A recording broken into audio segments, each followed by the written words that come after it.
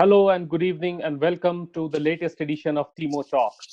And I hope you are really enjoying while watching our previous editions. So today we have none other than whom we called our Desi Superman, Mr. Sunil Menon. Thank you, Mr. Menon, for being a part of the show. And before I start hitting you with our barrage of questions, because there are a lot the youngsters would like to know from you, let me give a brief introduction about Mr. Menon. Mr. Menon is an iron finisher, an Ironman certified coach, an ultra marathoner, a marathoner, swimmer, cyclist, author, and entrepreneur. Oof, it took me a while to spell out all this. Now I don't know how Mr. Menon is able to do all this, really. And just for the uninitiated, what Ironman involves. So I had to do some research in order to get there. Ironman is a triathlon conducted by the World Triathlon Corporation. It involves 2.4 miles of swimming, followed by 11.2 miles of bicycle ride, 26.22 miles of running. I had to read out that to be very honest. So in all, approximately around 40 miles of a triathlon.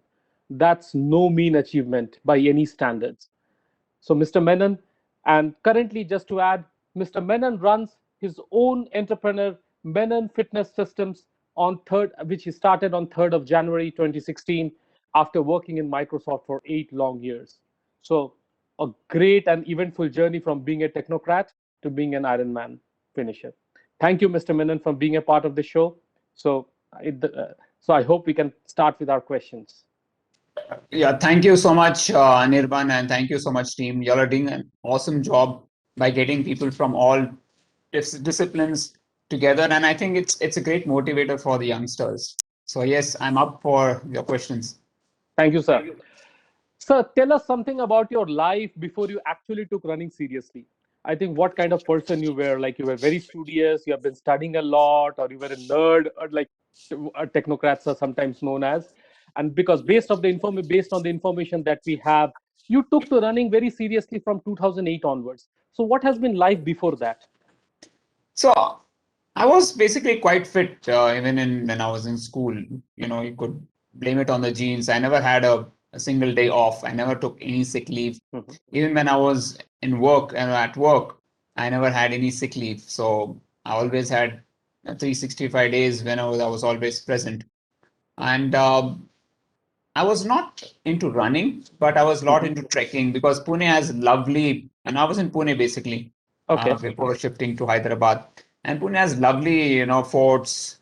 So, right from Siagarh, we used to have this Sunday run. We used to just run up the hill, up that Paithi, the rough road up. We used to run up there. And I think that was a great workout, and not completely into running. I didn't know anything about running much that time, and yes, I was a lot into hiking, and I think Renan and a lot of other people used to join us for this hikes and tours, Rajgarh. So Pune is blessed with mountains and forts, and Yep. Very true. that is one thing that really got me into fitness. That's fabulous. So great to hear. Now, my second question immediately jumps into some of the things that we Indians, especially Asians, are very passionate about. That is food. So we can live for food, we can die for food, and anything. So the kind of fitness level that you have maintained over so many years, what kind of diet regime or what kind of food habits that you particularly followed? So actually, Indian food is really nutritious. If you see, right from idli sambar, or you talk about Hmm. poha, or our bhakri, Hmm. they're actually very nutritious. But the problem now is that we are following the Western diet more. So Right. I've actually written a book. I do not know if you got a chance to go through that. I've also written a book on endurance and nutrition. And Okay. what surprises me is that most of us are now going into Kellogg's, bread, butter, which was not our staple diet. Our staple diet was the original Indian food, right? The parathas, the pohas, Correct. the bhakris, and we don't have to change much in our diet if you really want to level up our fitness. Only, of course, caution is that you should not take too much fried food or too much of sugar. I've heard in Pune you get this khadi chamach chai, which Mhm. is like, it's too much. But I think, and vada pav is not something that I would recommend. But otherwise, our Indian food is really nutritious, and I think there's nothing wrong. I used to follow the Indian diet. Of course, I used to make sure that I do not eat junk food, no burgers, no pizzas, no vada pavs, no fried food. And of course, I changed from sugar to jaggery. Mhm. So that really helped me, to stay better and improve my metabolic rate. Absolutely. Thank you, sir. And you, whatever you said is very much in line with all the best nutritionists and the fitness experts are these days saying. It's a look east kind of a policy rather than looking west these days. Thank you very much, Sunil sir, for that. The next question that I would quickly jump on based on your first Ironman that you did in South Africa, and I won't talk at the first successful Ironman that you just finished in South Africa. What my question was that you must have got ample chances to interact with people of different nationalities, like when such a world level competition like Ironman happens. So, what is your perspective on people from different nationalities, say from Europe, US, Africa, compared to the runners whom we have from the Asian subcontinent? So see, I didn't find much of a difference. Actually, anybody who's doing an Ironman or this, there is a specific mindset that is there, and once you go for an international event, when you interact with the international athletes, you get to know that the passion is the same. Mhm. Everybody has worked hard to come to the start line, and of course, they have better access to nutrition, like Correct. gels and other stuff. And we basically stick to more Indian based food. But overall, I think now the gap has reduced a lot. Previously, if you talk in 1980s, of course, there Mhm. was a huge gap, technologically as well as, otherwise also. But now, ever since the age of internet and easy accessibility, the flights have become cheaper. People Mhm. know each other. There's an internet, Netflix, everything going around. Sure. The world has become closer, and now we cannot distinguish culturally different, and everybody understands Indian culture a lot more than they used to. And you go anywhere, they really love and respect Indians because of their culture, because yoga, everybody's into yoga. All the triathletes, if you say, they love yoga. In fact, they do more yoga than we do or we practice. So our culture is very widely respected among the international athletes. And when they come to know that we are from India, their eyes sparkle, and they're very excited to talk to us and know more about our country, and they want to come in India and do a lot of things, specifically Ironman events. But sadly, our infrastructure and of course the bureaucracy that is there holds us from actually conducting an event like Ironman, Mhm. at a larger scale in India. Okay, that's very rightly said, sir. And I would say that yes, we have come a long way from the land of elephants and snake charmers to where we are right now. So thank you, people like you who have brought our country into that global map. Now, moving forward, I have another question in related to very much related to food, diet, body type, and all. These days, a lot of discussions are there in terms of our body type. We have multiple things like ectomorphic, endomorphic, mesomorphic body type. What roles our genes play in our fitness and all. So, just wanted to know for a couple of minutes, what is your take on this, sir? Of course, genes do play a role, in performance. Otherwise, Africans are built in a different way. Their gene structure is completely different, compared to us. So that's why if you see Kipchoge, Isabel, Kenyans, they train at high altitude, and the gene definitely plays a big role in their success. So that's there. If you see in India, if you compare, people from down south, specifically Kerala, they're a lot of good in Okay. athletics, right? Sprint events. Compared to in Haryana, where they're more into bodybuilding, so their diet, their climate, their weather, you know, it also, the culture also promotes such a thing. Basically, if you see, sports is more of a culture. Got it. If it is rooted in the culture, it becomes strong. And that's where, you see in Kenya, running is a culture. It is imbibed in their thing, right from their kid. It is their culture, right? Exactly from Haryana also. If you see all the wrestlers, it's from their culture. It is that they're into wrestling, bodybuilding. Even in Kerala, they are into running. So whatever you do in a small way, when you are young, that grows and becomes into a thing which is dominant factor. Ap- yes, and very uh, rightly and said. yeah, and I think that plays a big role. And I'm not saying that Indians cannot win in athletic events, but definitely they need to train differently. They need to approach it in a much different way. Thank you very much. I think this is something even I also heard, that a Brazilian kid, the first gift that he gets is eventually a soccer ball. And if any parent is not gifting them that, that's considered an exception or an anomaly. Exactly. Okay, that's so. My next question, as was rightly, I would touch upon the point which was just said, that India has a long way still to go in professional track and field events, because our Olympic records, our records in Asian Games are not something to be very proud of, although we have done great in the last few years, but it's not something to be very proud of. So, sir, now since you are into fully diet, nutrition, fitness, so where it is we are lacking, what exactly you would suggest in terms of the upcoming coaches, upcoming athletes to change, or in some way to incorporate, to kind of help our improve our track record? So, let's always see where India has won our medals from. If you see right from badminton, PV Mhm. Sindhu, she won the silver medal, to Abhinav Bindra, who won the gold for us, and in Shooting. shooting. If you see what is there is infrastructure, number one. Okay, they have that infrastructure. That is very important for us. So for athletics, the infrastructure is missing here. It does not have that kind of a thing. It requires completely different kind of an infrastructure. So first and foremost, in India, if Indians want to do well in athletics, they have to work on the infrastructure. Number one, invest in infrastructure. Athletics is not given that importance. And if you see, most of the people who are into athletics, they're there for a few years and they then get into government jobs because sustainability is not there. If you see, even Duti Chand had to sell her Mercedes to Mhm.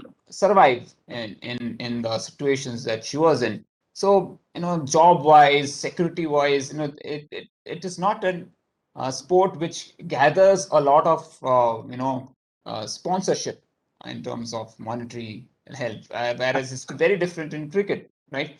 So that is another thing that is lacking. The second thing that I would say. The third thing that is lacking is, of course, nutrition and scientific approach towards training.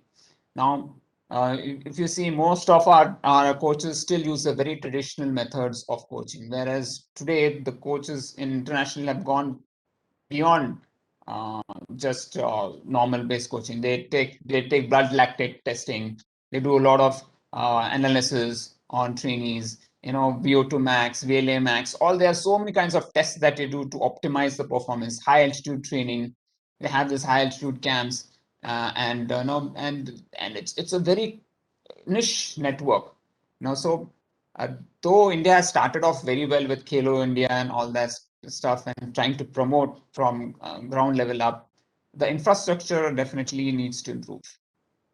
And not only that, as just to add, as you rightly said, Mr. Menon, we should not be dependent on simply a sport authority of India at Ludhiana or Patiala. It has to percolate down to the far-flung northeast, to Kanyakumari, to Kashmir. It has to be everywhere. It should not be concentrated on one part of India. And of course, like I remember the famous dialogue from Chak De India, which Shah Rukh Khan said, that you shouldn't be coming to sports just to get a flat in the railway or to get a Exactly. government job. It should be a Exactly. passion. And see, we are the second most populous country in the world, and it's very hard to say that we are not able to produce Olympian medalists. Absolutely. Thank you, sir. So, Mr. Menon, the next question is slightly on the personal side, that if you have to rewind your life to do something different from the way you have already done, what would you like to do differently? No, I wouldn't want to change a thing here because I always believe that You commit mistakes, you see failures, and life is a roller coaster ride. Only then it becomes adventurous and enjoyable. Otherwise, if it's a smooth process, you won't enjoy it as much as you would want to, right? So I don't want to change anything. I have committed a lot of mistakes, and nobody is perfect, and I've experienced failures, but I've learned from those failures. It's your ability to rise from the challenge. If you live in guilt, that's the most dangerous place to be in. Absolutely, Mr. Menon. As somebody rightly said, that if your life is full of success, you're not taking enough risks. Exactly. Okay. Now, obviously, this show is very, very popular. In a lot of youngsters do watch the Teamo Talk. So, what is your message for the youngsters and particularly for the parents who really want their want their kids to pursue a career in sports and fitness? See, I always take PV Sindhu's example. The thing is that to win a silver medal, her father had to toil hard. It was not just her work. In fact, she would say she would not want to go for badminton. But her father used to wake her up, take her, and go every single day. Even when she cried, when she protested, she didn't want to. But today, she's earned a silver medal. And that's because, of two things. Number one, the father believed in her. The second thing, consistency. You know, when what takes you to the next level, okay, when you say you are passionate is just 100%, Right. but when you say you're obsessed, that is 200%. So if you want anything in life, you have to be obsessed with it. Passion is not going to take you there. Passion is okay, you'll be in the Olympics, but if you want to get the gold, you have to be obsessed with it. Only obsession can lead, you only can create Abhinav Bindras and PV Sindhus. That's one thing that you need to focus on: obsession. Thank you very much, sir. I think the parents and kids who are listening us, please do take Menon sir's word very literally. Try to turn your passion into obsession. If you can cover that thin line difference between passion and obsession, the world is your playground. Okay. So just I think it's been a great talking to you, sir, and I would have liked to go on and on, but definitely I would try to sign off with one final question. What is your message for the upcoming Olympic team who is going? Like what are your expectations, and how do you see the current Olympic team? So I think the Olympic team is going to do well. If you see, everybody is passionate, everybody has put in a lot of hard work. I've been going through the videos, of most of our athletes who've been training. There is Bajrang, who's a wrestler who has a chance to, win the gold medal. So the way he was saying that I want to win the gold, nothing less. Okay, and that is the attitude. That is something that really inspires us. You're not going to settle for anything less. And no matter what happens, no matter what the outcome is, the attitude matters a lot. So all I would say is, this Indian contingent, I think what matters is going to be the attitude. Give your 200%, give your 200%, and see where it takes you. And everything is an experience. Success or failure, learn from it, get that experience, and become stronger next time.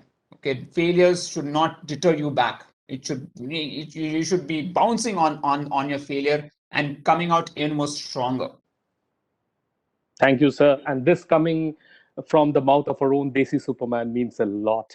Thank you very much, sir, for giving your valuable time. And definitely, we would look forward to talk with you again, provided time permits. So this is. I would like to sign off with this, with the current edition of Teamo Talk. Thank you very much, and thank you, Sunil, sir. Thank you so much, team, for the opportunity. It's my privilege to give this interview. Have a great day. Thank you. You too, and everyone. टीमो sports का उद्देश्य sports culture को बढ़ावा देना है, जो लोगों में खेल भावना, मन की शक्ति और तंदुरुस्त शरीर के लिए बहुत जरूरी है। टीमो टॉक शो ऐसे लोगों से जुड़ेगा जो अपने आसपास स्पोर्ट्स रिलेटेड वर्क कर रहे हैं। अगर आपको हमसे जुड़ना है तो आप हमें ईमेल कर सकते हैं और हमारी टीम आपसे कनेक्ट करेगी। धन्यवाद।